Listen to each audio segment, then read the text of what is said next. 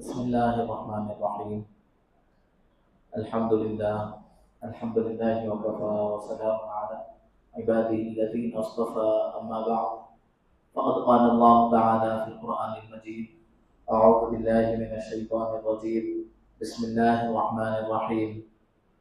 ما آتاكم الرسول فخذوه وما نهاكم عنه فانتهوا. صدق الله العظيم. اللهم صل على سيدنا محمد وعلى آل سيدنا محمد مبارك وسلم. اللهم صل على سيدنا محمد وعلى آل سيدنا محمد مبارك وسلم. اللهم صل على سيدنا محمد وعلى آل سيدنا محمد مبارك وسلم. محترم معزز بزرگوں، نوجوان ساتھیوں، گزشتہ جمعہ سے وابستہ جمعہ آپ حضرات کے سامنے کچھ باتیں عرض کی گئی تھی، جیسا کہ کسی کا انتقال ہو جائے تو کیسے غسل دینا ہے، کیسے تعزیت کرنا ہے، اور غم منانا ہے تو کتنے دن تک غم کرنا ہے، اور پھر جنازے کی نماز کیسے پڑھنا ہے، اور پھر تدفین کیسے کرنا ہے. یہ ساری باتیں آ گئی ہیں. اب انتقال کے بعد کیا کرنا ہے؟ جب تدفین ہو گئی تو تدفین کے بعد کیا کرنا ہے، اس سلسلے میں کچھ باتیں ہیں کہ تدفین کے بعد ایک کام تو یہ ہے کہ میت کے لیے ایصال ثواب کر سکتے ہیں. میت کے لیے ایصال ثواب کر سکتے ہیں کہ اور میت کو جو ثواب ملتا ہے وہ دو طریقے سے ملتا ہے. ایک یہ کہ زندگی میں ہی میت کوئی ایسا کام کر جائے کہ جس کی وجہ سے اس کے مرنے کے بعد اس کو اس کا ثواب ملتا ہے. ایک اس طریقے سے میت کو اس کے انتقال کے بعد ثواب ملتا رہتا ہے. جیسے اس نے کوئی خیر کا کام کر دیا، کسی جگہ مسجد تعمیر کر دی،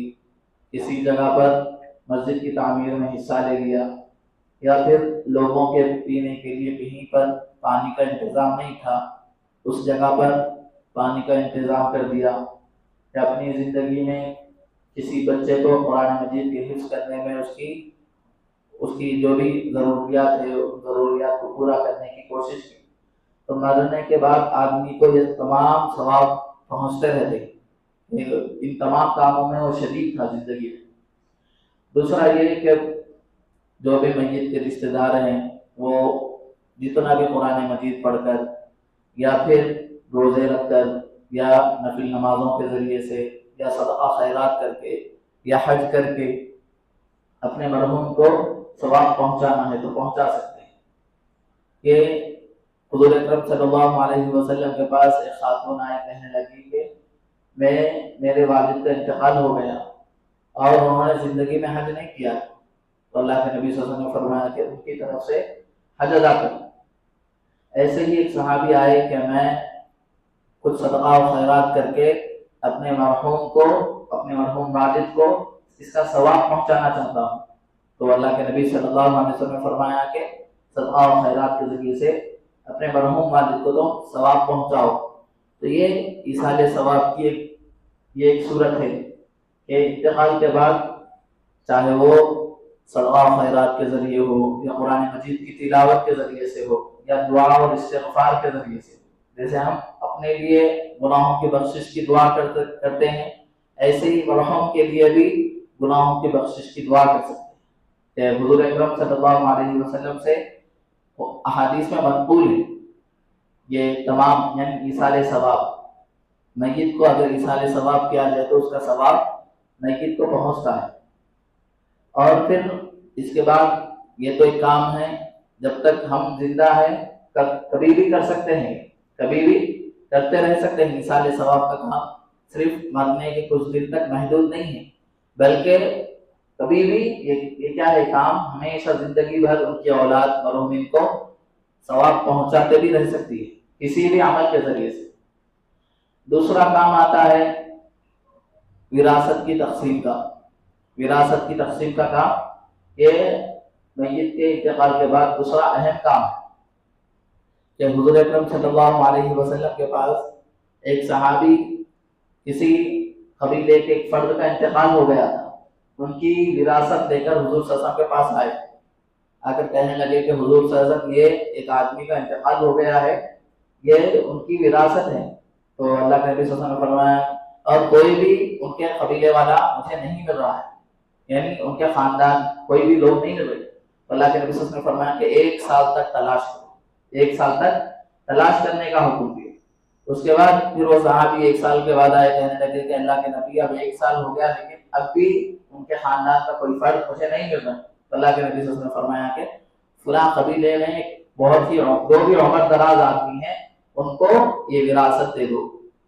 حضور اکرم صلی اللہ علیہ وسلم نے فرمایا ہے کہ اور حدیث میں کہ انتقال کے بعد جو مال ہوتا ہے میت کا وہ وارثوں کا ہو جاتا ہے، وہ مال وارثوں کا مال ہو جاتا ہے۔ تو وراثت کے تعلق سے بہت اہم باتیں ہیں۔ آج کل ہر زمانے میں چونکہ یہ تقسیم میراث کا مسئلہ جو ہے وہ بہت ہی اہم ہے شریعت کے اندر، لیکن اس کے اندر بہت ہی زیادہ کوتاہی، بہت ہی زیادہ کاہلی اور بہت سستی سے کام کیا جاتا ہے۔ یہ جیسے ہی میت کا انتقال ہو جاتا ہے تو جتنے بھی بیٹے بیٹی ہوتے ہیں یہ سب کے سب اس مال کے حقدار بن جاتے ہیں۔ تو لہٰذا اب اس مال میں نہ بڑے بیٹے کی کوئی چل سکتی ہے نہ منجلے بیٹے کی چل سکتی ہے، چاہے کسی ایک کے پاس سارا بینک بیلنس جمع ہو کے ہو، لیکن وہ بیٹا اپنی طرف سے خرچ نہیں کر سکتا۔ اگر وہ خرچ بھی کر رہا ہے تو سب سے اجازت لینا پڑے گا، جتنے بھی اس کے اندر حصے دار ہے، 5 ہو 10 ہو جتنے بھی لوگ ہیں سب سے اجازت لینا۔ تو یہ میراث کا بہت ہی اہم مسئلہ ہے۔ حضور اکرم صلی اللہ علیہ وسلم نے ایک حدیث میں فرمایا کہ اگر کوئی آدمی کسی کی ایک بالش زمین اگر کسی کی دبوچ لے، اسے کیا ہے ناجائز طریقے سے قبضہ کر لے، تو اللہ رب العزت وجل یہ 7 زمین آسمان کا طوق بنا کر ہار بنا کر کل قیامت کے دن اس کے گلے میں ڈال دے۔ اتنا سخت ترین یہ اس کا عذاب ہے اللہ کی طرف سے۔ تو یہ وراثت کے مسائل بہت ہی اہم ہیں۔ تو اس سلسلے میں جو بہت ہی دیندار لوگ ہیں وہ ان سے بھی کاہلی ہوتی ہے، ان سے بھی کاہلی ہو جاتی ہے کہ حالانکہ صرف یہ دیکھتے ہیں کہ بھئی مال جو ہے اس مال کے اندر وراثت تقسیم کی جائے، ایسا نہیں ہے، بلکہ میت کی جتنی بھی ہر چھوٹی بڑی چیز ہے سب کا حساب کرنا چاہیے۔ میت کی ہر چھوٹی بڑی جتنی بھی چیزیں ہیں سب کا حساب کرنا ہے، اس کے کپڑوں کا، اس کے استعمال کرنے کی چیزوں کا، اس کے زمین جائیداد کا، اس کے اگر سونا چھوڑا ہو تو سونے کا، کچھ پیسے چھوڑا ہو تو سب کو ملا کر اس کے جس کو جتنا حصہ قرآن نے بتلایا ہے اس کو اتنا حصہ دینا ہے۔ بیٹے کو 2 حصے تو بیٹے کو 2 حصے دینا ہے، بیٹی کو اگر 1 حصہ دیا ہے تو شریعت نے بتلایا ہے تو بیٹی کو 1 حصہ دینا ہے۔ یہ پورے مال میں سے وراثت تقسیم کرنا ہے۔ اور ایک بات بھی یہ دیکھنے میں آتی ہے کہ لڑکیوں کی شادی میں چونکہ جہیز دیا جاتا ہے تو جب وراثت کی تقسیم کا مسئلہ آتا ہے تو بھائی یہ کہہ کر ٹال دیتے ہیں کہ ہم نے شادی میں بہت سارا مال خرچ کیا ہے تمہاری شادی کے موقع، تو لہٰذا اب ہم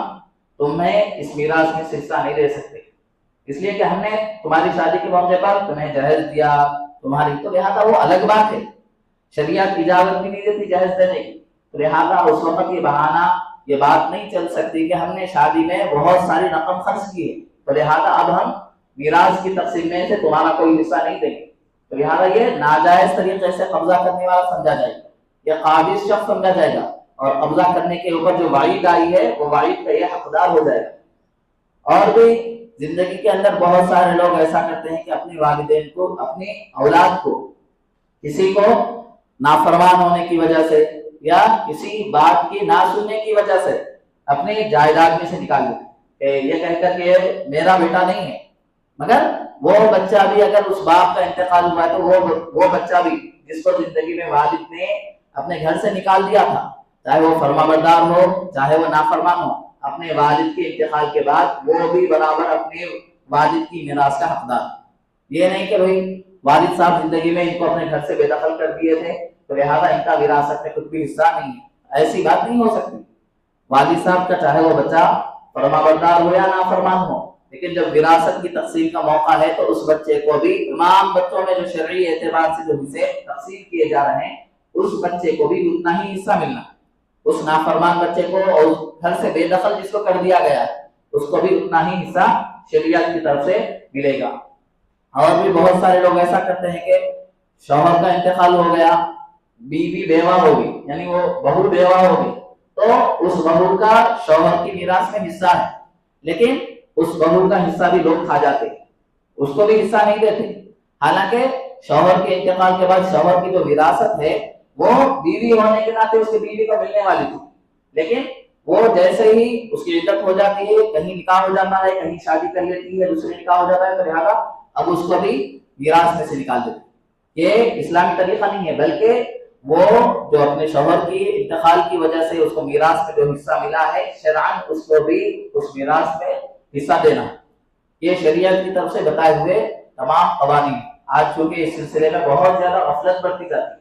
انتقال ہو جاتا ہے والدین کا، کئی سال ہو جاتے پھر بھی وراثت تقسیم نہیں ہوتی،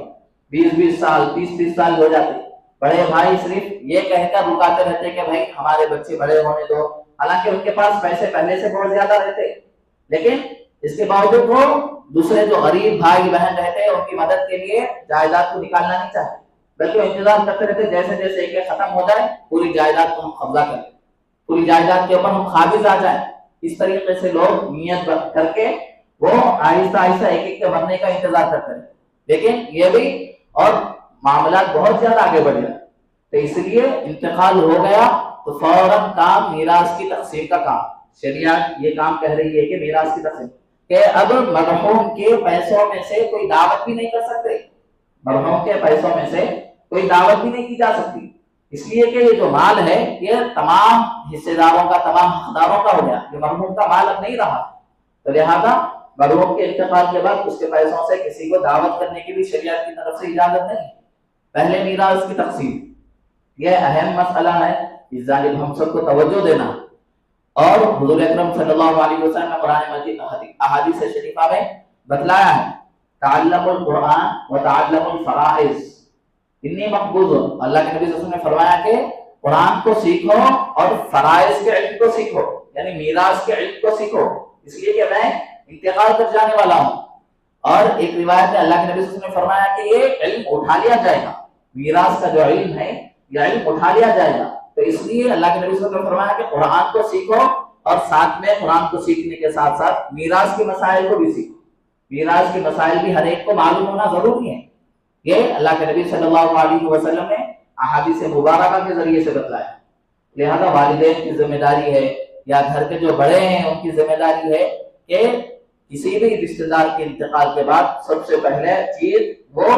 شرعی اعتبار سے میت کے چھوڑے ہوئے مال میں شریعت کے بتلائے ہوئے طریقے پر وراثت کی تقسیم ہے، کہ شریعت اور قرآن مجید میں آپ دیکھ لیں کہ نماز کا حکم اتنا تفصیل سے نہیں آیا اور زکوٰۃ کے مسائل اتنے زیادہ تفصیل سے نہیں آئے، لیکن شریعت قرآن مجید کے سورہ نساء کے اندر پورا ایک رکوع موجود ہے، پورا ایک رکوع موجود ہے کہ جس میں اگر شوہر کا انتقال ہو گیا تو بیوی کو کیا حصہ ملنے والا ہے، قرآن کے اندر موجود ہے، بیوی کا انتقال ہو گیا تو شوہر کو کیا حصہ ملنے والا ہے، قرآن کے اندر موجود ہے، اگر پھر انہوں نے اولاد چھوڑی ہے تو کتنا حصہ ملنے والا ہے وہ بھی بتلایا گیا، اگر اولاد نہیں چھوڑی تو کتنا حصہ ملنے والا ہے وہ بتلایا گیا، اگر ایک لڑکی ہے تو اس کو کتنا ملنے والا ہے، قرآن کے اندر کی تفصیل کے ساتھ، حالانکہ قرآن میں آپ کو نماز کا حکم نہیں ملے گا کہ پہلی رکعت میں کتنے سورے پڑھنا ہے، رکوع میں اندر کیا پڑھنا ہے، تفصیل کے ساتھ نہیں ملیں گے یہ چیزیں، لیکن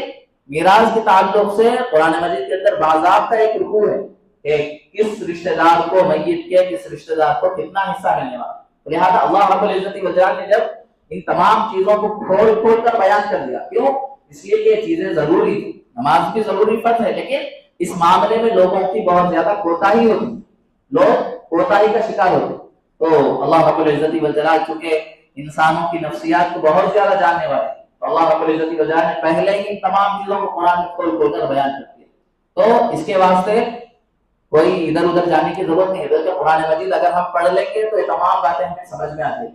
تو یہ میراث کی تقسیم کا مسئلہ بہت اہم مسئلہ ہے، تو اس سلسلے میں یہ کرنا ہے کہ جتنی بھی چھوٹی بڑی چیزیں میت کی ضروریات کی تھی ان تمام چیزوں کو جمع کرنا ہے، اور پھر شریعت کی طرف سے جو حصے مقرر ہیں ان حصوں کی اعتبار سے تمام اس کے جو قریبی رشتہ دار ہیں ان کے درمیان میت کی میراث کو تقسیم کرنا ہے۔ یہ اس مسئلے کو ہرگز نہیں ٹالنا ہے۔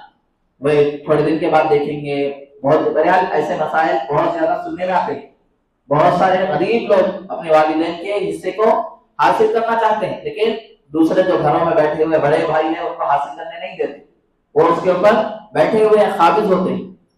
تو اس سلسلے میں معاشرے کے اندر بیداری کی ضرورت ہے۔ اور تیسری چیز جو تقسیم کے بعد بہت زیادہ ضروری ہے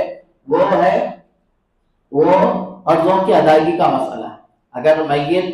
نے قرض چھوڑا ہے کچھ تو یہ وراثت کی تقسیم سے پہلے کا مسئلہ ہے، یعنی قرضوں کی جو ادائیگی ہے، میت کے ذمہ اگر کچھ قرض ہے تو سب سے پہلے میت کے چھوڑے ہوئے مال میں سے قرض ادا کرنا ہے۔ جب قرض ادا کر دیے، اگر پورا مال بھی اگر ختم ہو گیا قرض ادا کرنے میں تو ختم ہو جائے کوئی مسئلہ نہیں، لیکن سب سے پہلے قرض کو ادا کرنا۔ کہ ایک صحابی ہے حضرت جابر رضی اللہ تعالیٰ، وہ ان کے والد کا انتقال ہو گیا اور انہوں نے کوئی چیز نہیں چھوڑی تھی، صرف کھجور چھوڑے تھے، تو وہ بھی قرضدار تھے کسی کے۔ اللہ کے نبی صلی اللہ علیہ وسلم کے پاس آئے، کہنے لگے کہ اللہ کے نبی میرے والد کا انتقال ہو گیا اور ان کے اوپر قرض ہے اور انہوں نے صرف کھجور چھوڑا ہے، اس کے علاوہ کوئی چیز نہیں چھوڑی۔ تو اللہ کے نبی صلی اللہ علیہ وسلم تشریف لائے اور پھر اس کھجور کے ذریعے سے جو قرض دار تھے ان کے قرضوں کی ادائیگی کی اللہ کے نبی صلی اللہ علیہ وسلم نے پہلے کوشش کی، ان کے قرض ادا کر دیے۔ اتنی برکت ہوئی کہ جتنا ڈھیر پہلے سے موجود تھا قرضوں کے ادا کرنے سے پہلے، قرض ادا کرنے کے بعد بھی وہ ڈھیر کھجور کا ویسا ہی تھا، حضور اکرم صلی اللہ علیہ وسلم کی برکت کی وجہ سے۔ تو غرض بتلانا یہ ہے کہ میت کی جانب میت کے اوپر اگر کسی کا قرض ہے تو قرض کو ادا کرنا، قرض کو ادا کرنا ہے۔ قرض پورے مال میں سے، چاہے کتنا بھی مال ہے اس میں سے اگر مال میں سے ادا کرنا ہے تو پورا مال لگ جائے تو پورا مال قرض کی ادائیگی میں لگا دینا۔ اور حضور اکرم صلی اللہ علیہ وسلم کا معمول یہ ملتا ہے کہ حضور صلی اللہ علیہ وسلم کے پاس اگر مسجد میں جنازہ آتا تو حضور صلی اللہ علیہ وسلم پہلے پوچھتے تھے کہ میت کے اوپر قرض ہے یا نہیں۔ اگر قرض ہونے کا معلوم ہوتا تو اللہ کے نبی صلی اللہ علیہ وسلم پہلے پوچھتے کہ کوئی ادا کرنے والے ہیں۔ اگر کسی نے ادا کرنے کی ذمہ داری لے لی تو حضور آگے بڑھ کر اس میت کی نماز جنازہ پڑھا۔ اگر کسی نے بھی ذمہ داری نہیں لی تو پھر حضور نماز جنازہ نہیں پڑھا۔ اور ایسا شخص جو قرض کی حالت میں انتقال ہو گیا اور اس کے قرض کی ادائیگی کی ذمہ داری بھی کوئی لینے والا نہیں تو حضور صلی اللہ علیہ وسلم ایسے آدمی کی نماز جنازہ بھی نہیں پڑھا۔ تو اس لیے بہت ہی اہم مسئلہ ہے، پہلے جو لوگ جن کے پاس سے قرض لیے تھے، میت کا قرض ہے جن کے ذمہ، پہلے ان تمام قرضوں کو ادا کرنا ہے۔ پھر اس کے بعد کا مسئلہ ہے وصیت کا مسئلہ۔ اگر میت نے کوئی وصیت کی ہے، جائز وصیت ہے، تو میت کے 1/3 مال میں وہ وصیت پوری کی جائے گی۔ 1/3 مال میں وصیت پوری کی جائے گی۔ مثال کے طور پہ میت نے 90,000 روپے چھوڑے تھے تو اس میں سے صرف 30,000 روپے میں میت کی جو وصیت ہے وہ وصیت کو پورا کیا جائے گا۔ بقیہ یہ جو 60,000 بچے ہوئے ہیں، اگر قرض ہے تو قرض ادا کریں گے، اگر قرض نہیں ہے تو جو حصے شریعت کی جانب سے میت کے رشتہ داروں کے بتلائے گئے ہیں اتنے حصے تمام ان کے اولاد کے تقسیم کیے جائیں گے۔ تو اس طریقے سے تقسیم ہوگی۔ تو یہ مسئلہ ہے وصیت کا۔ اس کے بعد اور ایک مسئلہ آتا ہے میت کے، بہت سارے لوگ ایسا کرتے ہیں کہ انتقال ہو گئے بعد جو میت کو ایصال ثواب پہنچانے کا انتظام ہے وہ خود گھر میں بیٹھ کر اپنی طرف سے قرآن مجید کی تلاوت نہیں کرتے، بلکہ یہ مدرسے سے بچوں کو لاتے ہیں، وہ مدرسے سے بچوں کو لے کے آتے ہیں، ادھر سے ادھر سے بلاتے ہیں۔ تو یہ ایصال ثواب کا کوئی شرعی طریقہ ایسا نہیں ہے۔ ایصال ثواب کا طریقہ یہ ہے کہ میت کے جو رشتہ دار ہیں وہ خود قرآن مجید پڑھنا، وہ خود قرآن مجید پڑھ کر میت کو اس کا ثواب پہنچانا۔ دوسروں کو بلا کر بطور اجرت بلایا جاتا ہے کہ 5,000 دیں گے، 10,000 دیں گے، کھانا کھلائیں گے۔ تو لہٰذا اس طریقے پر، اس موقع پر نہ اجرت دی جا سکتی ہے، نہ کھانا کھلایا جا سکتا ہے، کچھ بھی نہیں۔ بلکہ میت کے اگر گھر میں ایصال ثواب کے لیے ایک بات ذہن میں رکھنا ہے کہ کوئی خاص دن، خاص موقع یا پھر کوئی خاص طریقے سے ایصال ثواب کرنا نہیں، بلکہ آپ کسی بھی دن ایصال ثواب کر سکتے ہیں۔ انتقال کے دوسرے دن، تیسرے دن، چوتھے دن، 5ویں دن، 6ویں دن، 8ویں، جس دن بھی چاہے آپ ایصال ثواب کر سکتے ہیں۔ اور ایصال ثواب کے لیے کوئی خاص طریقہ بھی نہیں ہے۔ پھر مدرسے سے ہی بچے بلائے جائیں، ان بچوں کے ذریعے سے قرآن مجید کو ملے۔ اگر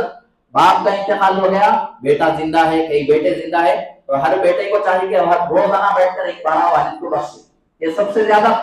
ثواب ہے جو والد کو پہنچنے والا ہے۔ लिहाजा ये बेटों की जिम्मेदारी है। बेटियां जिंदा है, बाप का इंतकाल हो गया, माँ का इंतकाल हो गया, तो बेटियों को बेटों को चाहिए कि वो बाप को खुद अपनी तरफ से इसाले सवाब पहुंचाए। ये तरीका है इसाले सवाब का। लेकिन माशरे में एक दूसरा तरीका राइज हो गया है, तो लिहाजा इसे एहतियात करना चाहिए। जो लोग कुरान मजीद पढ़ने के लिए बतौर उजरत यानी पैसे लेकर कुरान मजीद पढ़ने आते हैं, उसका सवाब ना उनको मिलता है और ना वो सवाब मस्जिद को पहुंचा सकते। तो लिहाजा घर में अपनी औलाद, जो रिश्तेदार है, बेटे हैं, बेटियां हैं, पोतरे पोतरियां हैं, नवासे नवासियों की जिंदगी में इस काबिल पैदा देना चाहिए कि मरने के बाद वो अज खुद हमारे लिए इसाले सवाब करते रहे, अज खुद हमारे लिए इसाले सवाब करते रहे, किसी जगह से किसी को लाने की जरूरत ना पड़े। एक बहुत बड़े अल्लाह वाले गुजरे हैं, उनका नाम हजरत मौलाना कासिम नानोतवी रहमतुल्लाह अलैह। जब उनका इंतकाल हो रहा था, इंतकाल मतलब एक बहुत अच्छी अपनी जिंदगी के अंदर ही एक मौके पर उन्होंने ऐसा किया कि अपने बेटे को बुलाया, बुलाकर उन्होंने पूछा कि बेटा मैंने तुम्हें हाफिज बनाया, मैंने तुम्हें हाफिज इसलिए बनाया, ये पूछा सवाल। तो जवाब नहीं दी, कहने लगे कि मैंने तुम्हें हाफिज अपने लिए बनाया, मेरे लिए मैंने तुम्हें हाफिज बनाया। रोजाना तुम मेरे अगर इंतकाल हो जाए तो रोजाना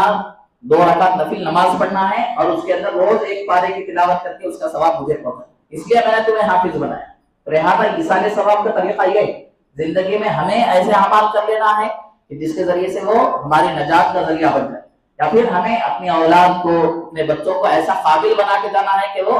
हमें क्या है सुबह और शाम हर दिन हर वक्त हमारे लिए इसाले सवाब का काम करते रहे। ऐसी औलाद हमें छोड़कर दुनिया से जाना। चंद बातें अर्ज की गई। अल्लाह रब्बुल इज्जति वल जलाल से दुआ है कि जो बातें कही गई, ये बातें कहने वाले को, सुनने वालों को इन पर अमल करने की तौफीक अता फरमाए। व आखिरु दावाना अल्हम्दुलिल्लाहि रब्बिल आलमीन। जो हज़रात सुन्नत अदा नहीं की है, सुन्नत अदा करें।